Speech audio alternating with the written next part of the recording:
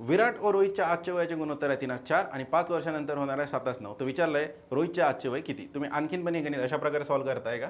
ही झाली traditional method. आपल्याकडे आहे एक नवीन मेथड ज्याच्यामध्ये आपण लिहू की विराट आणि रोहित आजचे वय आणि 5 वर्षानंतर.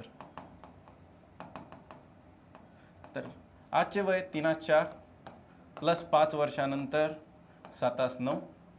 आपल्याला विचारलं आहे आजचे, ही लाईन आजची, ही रोहितची. आजचे रोहितचे हे झालं 4 घेऊ इथं.